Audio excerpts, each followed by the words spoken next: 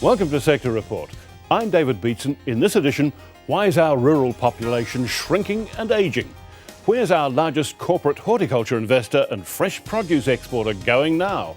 And National Field Days have gone supersized, but what about a supersized strategy for all sectors of agriculture? The message we're getting consistently is the industry still has a concern that the reforms to the Biosecurity Act are about cutting cost. Well, there's no shortage of strategies across the various sectors of our agriculture and horticulture industries, but can the sectors unite and develop a super strategy, a pan-industry one like the tourism industry? That's the challenge KPMG issued in its outlook analysis at the recent Agribusiness Leaders Summit. KPMG says little progress has been made on key issues like biosecurity because of divisions between the government and the industry. But is there a will to change? That's the question our rural correspondent Drew Chappell put to industry leaders at Mystery Creek.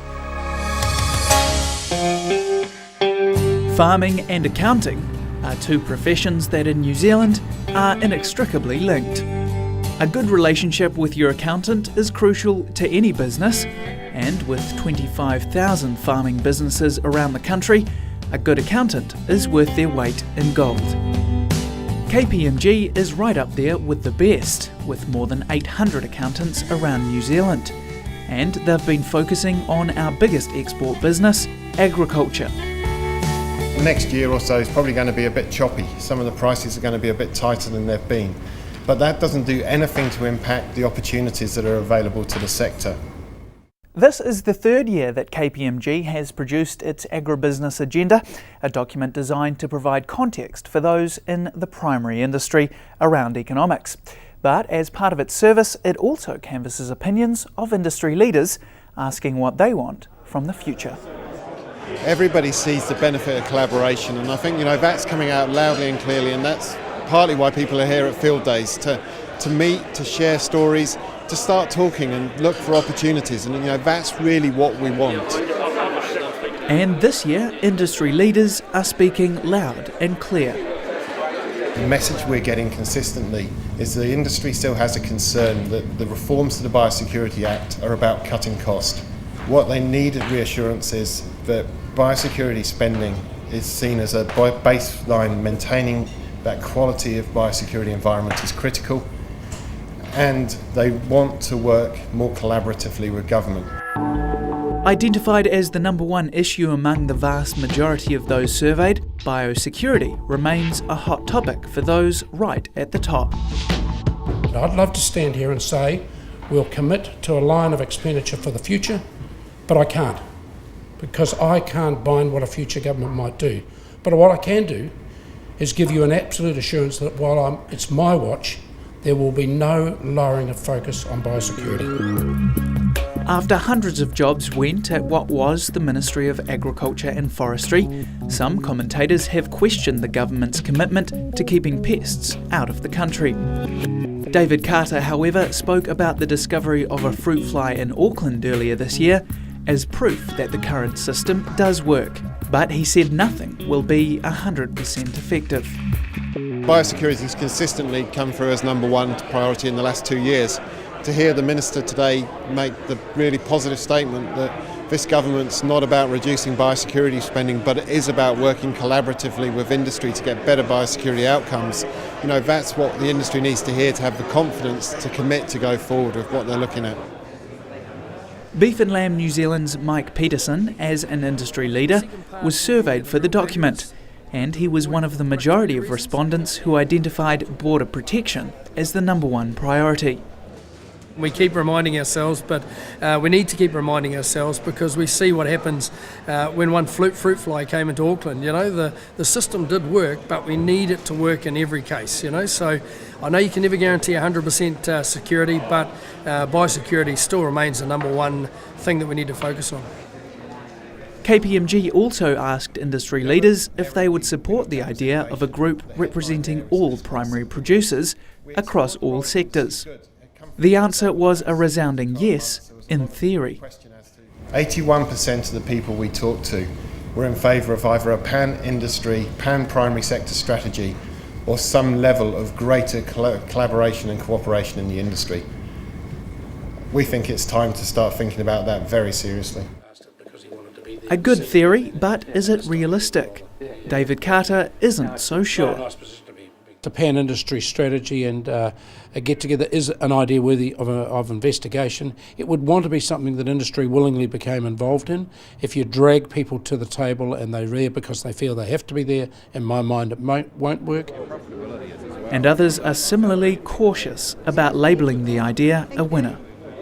I do think it would have some merit in terms of addressing some of the big strategic issues, particularly those that are common to all of the sectors. There are already a number of pan-sector groups that we're all involved in. And for example, biosecurity, as you know, came out as the number one priority of those who were interviewed in that report. In that space, Animal Health Board NATE merger is something that all of our livestock industries are heavily involved in at this point. So you've also got collaboration around greenhouse gases, and so there are a number of things that we're already collaborating on.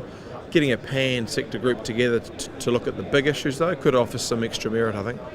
It was no surprise to see the outcomes, and I guess the thing for us is that a common industry strategy would be nice if you could do it. And so the Minister made the point that there's no point having a go at this if you've got to drag people to the table. So you have to get willing partners around the table, and then you have to define how much common ground is there, because even on market access issues, different industries have different priorities. So you need to sort of work out whether there's enough common ground on some key issues, to really work together, and I think there is. Whether or not the idea of a pan-sector strategy group is realistic, KPMG will continue to act as a discussion conduit for the industry. Ian Proudfoot is happy to keep producing the agenda and starting discussions like these ones, igniting debate about the future of farming. The level of people we've had here, the amount of engagement, the fact people are not rushing away, they're continuing to talk, I think this is what it's about, and this is why we do the agenda. We want to be part of part of the solution, and what we can do is we have networks that can bring people together and have conversations. So it's been great.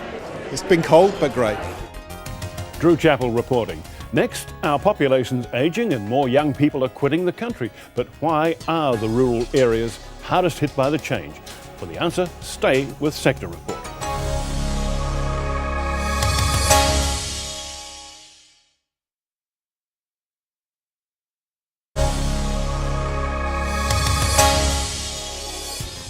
Rural New Zealand is hardest hit by the exodus of young New Zealanders and the ageing of our population. The New Zealand Institute of Economic Research has been looking at recent population trends, and it concludes that the changes are going to have a bigger impact on rural areas.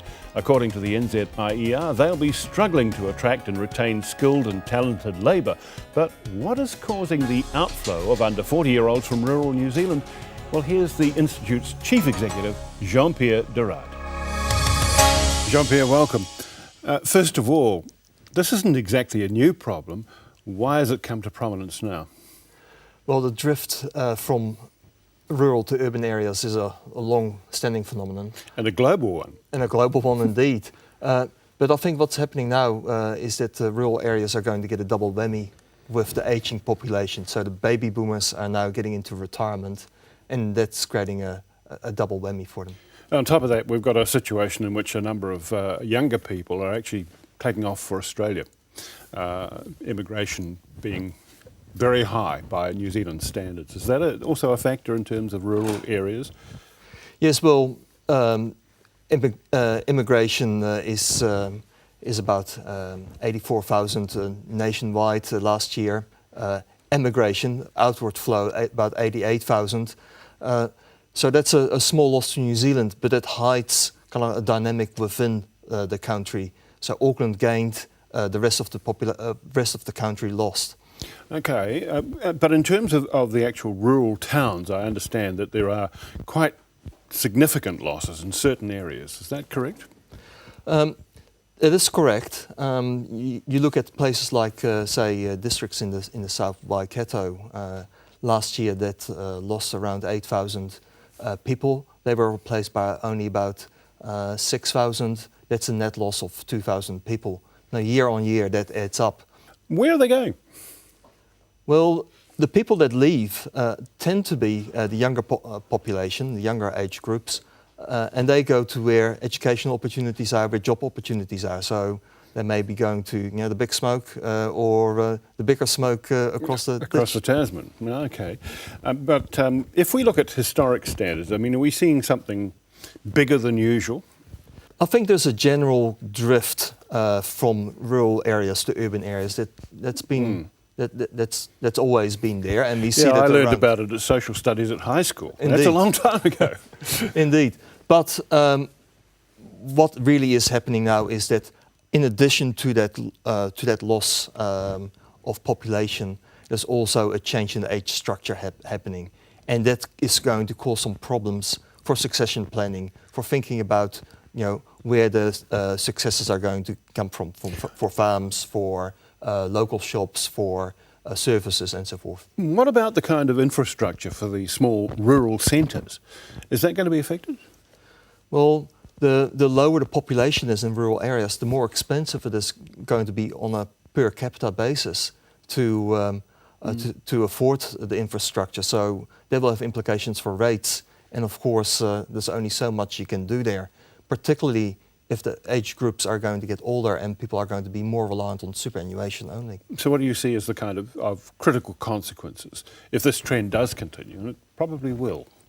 Well, it may well speed up some of the general drift that we're seeing as services deteriorate and as people might move closer to where better facilities and amenities are.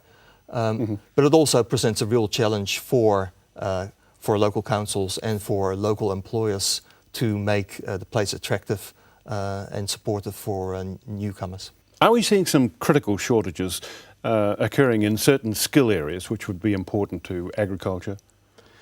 Well, at the moment, with the economy reasonably stagnant, that's not an issue necessarily, but as the economy is going to pick up over the next few years, that may well become an issue. The general shortages are in the skilled workforce, so science, engineers, trades and so forth. That may well be an issue for rural areas. Yeah, the one thing that occurred to me as I listened to this was that we've had a commodity price boom. We've had a situation in which the rural economies should be perking. What's happening? Well, that's great for farmers, and I'm sure for towns that support those farmers as well. But there's a general... That would seem to be an incentive to stay rather than go.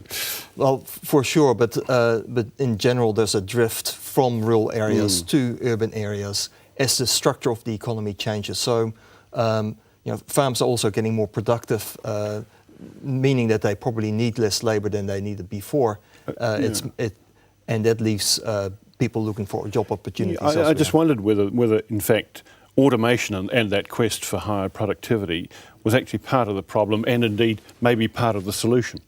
Well, innovation is a necessary part, and without it, the rural areas may well be in a more dire situation. Has the scale of migration from rural areas actually reached the point where this is an issue that actually needs some serious consideration in terms of local and central government policy settings? Certainly for local government, they've got to think very hard about the rateable base. With an ageing population in particular, the affordability of rates in those rural areas to sustain local infrastructure and related services is going to be an issue. The other side will be around the support services such as healthcare and so forth for schools, for rural areas, and that requires some good thinking by employers, whether they are government or private sector employers, to think of how they might attract and retain and support newcomers. Essentially, I'm asking really, is it a problem that requires some urgent attention? I think this is a long-standing process that we all know about, and there are things in place to deal with those.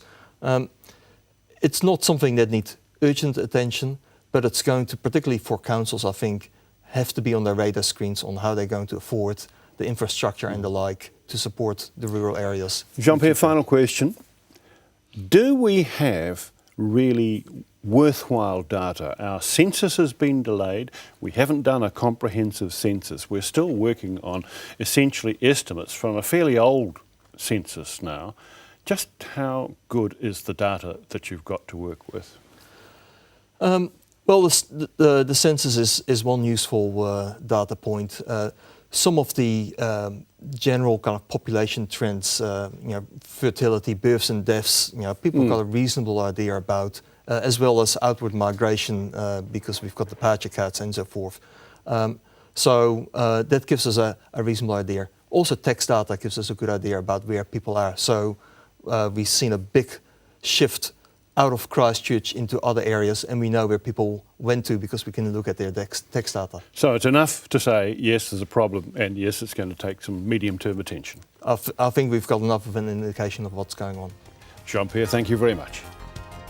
Jean-Pierre de Rad, Chief Executive of the New Zealand Institute of Economic Research. And after the break, we check out the changes at New Zealand's leading fresh produce exporter and our largest corporate horticulture investor.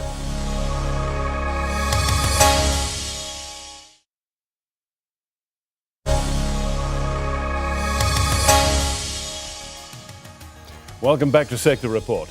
Turners and Growers is New Zealand's largest corporate investor in horticulture and our leading fresh produce exporter. It sells more than $1 billion worth of fresh produce every year in more than 45 countries around the world. And it's also one of our largest developers of new varieties of apples, hothouse tomatoes, citrus and kiwi fruit. So changes at Turners and Growers mean changes for New Zealand horticulture. German-based multinational trader BayWa is its new cornerstone investor.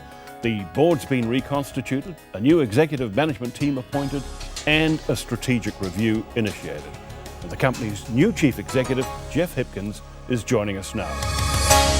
Jeff, thanks for joining us. You're welcome. We're almost midway through your first half year, or we're at around that point, aren't we? Yes. So how's the company tracking? It's going very well, David. We have a number of companies within the Turners and Growers umbrella. Our case company, our fruit case company, which ties in with Turners Logistics, our trucking company, is performing well. We've had some good dividend from our new collapsible crates. Our Kerry Fresh company in the north, although the citrus season was somewhat problematic from a production point of view, has gone well. Our Status company, tomato producer, and Enza Foods, our value-added further processed apple producer, those two companies are going very well. In our cornerstone business, Enza International, our apple export business, we're seeing an increase in prices, even though we're just into the beginning of the new season sales, but so far looking very promising. Our production of kiwi fruit this year was around 450,000 trays, and through the collaborative marketing program with Zespri, we were able to sell that into South Korea and China, and also in cooperation with Zespri, we were able to move some volume into North America and Europe. Tell me how the market is actually perceiving things. Positively. New Zealand has a great brand image out there for quality food product, and that's something we have to preserve and continue to work on so that we keep ourselves out of that commodity area so that we truly add value. And I see a tremendous future for New Zealand in that whole food security, traceability, safety area. So very positive. So we've had a few things happening, though. I mean, in the biosecurity area. I mean, is it? I mean, you must lead rather than follow the market in some senses, and particularly when it comes to taking precautions. Do you think that we actually do need to tighten up on our Biosecurity Act? Definitely. I think you look at PSA, you look at the recent fruit fly issue here in Auckland. We slacken our vigilance at our borders at our peril. In the move to this profiling as opposed to 100% inspection, I think is a retrograde step. We cannot do enough to ensure the safety of our agricultural sector. Are you involved in any process at all to see a review of the system No, not directly, but we have obviously being a significant exporter across a range of agricultural products. We have been asked for our opinion, and I've been giving that very strongly. And that's along the lines, the move to profiling, while it may have been seen as somewhat of a cost control issue, it's certainly, particularly with PSA and with fruit fly, I think those two examples say, hey, we need to really review this and tighten it up. Yeah, so the profiling is all fine and good, but actually it doesn't catch everything, and it won't. No, either. It catches what you suspect might be there, but it's what you don't suspect. Exactly. It's the small child putting a banana into mum's bag, which she doesn't know about. It's those absolutely innocent acts which will slip through any profiling program which we're exposed to, and that's the danger. Let me ask you about some of the remedial measures, particularly the conversion from, I'll call it old gold to new gold 3. To G3, yes. Yeah. According to Zespri, that's gone relatively well. We have an alternate gold variety, A19, in that we're getting very good sensory results from the international markets for that particular variety as well. Have you done any assessment of its resistance to PSA? There's a great debate about resistance and tolerance and degrees of tolerance, etc. We know that A19 has some tolerance. The degree of that has yet to be confirmed, but we're obviously working on that, and if that provides a solution to the wider kiwi fruit sector, that will be something we'll discuss with Zespri. Okay, let's move back to the bigger picture. Your new board, your new management was announced last April. Have you actually finished your strategic review? No, we're still. Can you flag any of the critical decisions beyond that wonderful company you want to sell of Floramax? Yeah, I think that's a signal that Floramax is just not core business. Yeah. So there's a clear signal from our board: focus on our core business. Our cornerstone products, obviously, of apples and kiwi fruit. Look at economies of scale, centralised purchasing, centralised logistics, organisation of shipping, trucking, etc., to get some real economies from the size of Turners and Growers. We're a reasonably big company in New Zealand context, employing 1,400 people. So there's a clear board direction to really concentrate on what we do well. There's also this move to internationalise some of our brands, our Jazz and Envy apples, for example. Great international opportunities to keep them out of that commodity area by promoting that brand and investing in that brand. So the board has sent some very clear signals. Does Baywa open some new doors for you? Definitely. Like what? Baywa have a significant presence in southern Germany, so that whole entree into the European market. They have very long established relationships. Going at a wonderful time. Yes, yes, exactly. We just have to make sure that Europe stays together. Yes. But Baywa certainly very long-term, strategic, financially stable, great guys to deal with, great board contribution. They will be a great cornerstone investor for Turners going forward. Jeff, soon after you took the reins, TNG dropped its court case against Zespri, but does this mean that you've abandoned your aspirations to get a change in the Kiwi Fruit Act so that you could actually go beyond Australia and New Zealand in international marketing of kiwi fruit? No, our aspiration is still to be able to market internationally our kiwi fruit, but very much in cooperation and collaboration with Zespri. And so far, our dialogue has been very positive.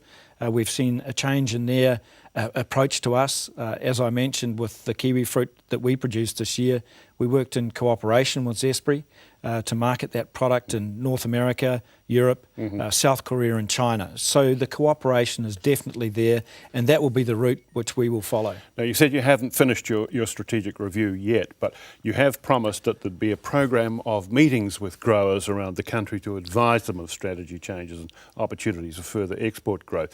When is that likely to happen? It's already happened, David. Okay. I met with a group of our key Jazz growers down in Ettrick in central Otago last week. No, well. Yes, yeah, a big city. So that's been very positive. I've met with groups of growers in Nelson and also in Hastings. And today, part of my team are meeting with some of our kiwi fruit people in Tauranga. So those meetings and that communication is already happening. Rolling out. Yes, exactly. Okay, well, we'll watch progress with great interest. Thank you very much for joining us today. Thank you, David. Jeff Hipkins, the Chief Executive of Turners and Growers. And that's it for Sector Report this time. Meantime, you can check out our programs anytime online at country99tv.co.nz. Thanks for your company. I'm David Beatson for Sector Report. See you next time.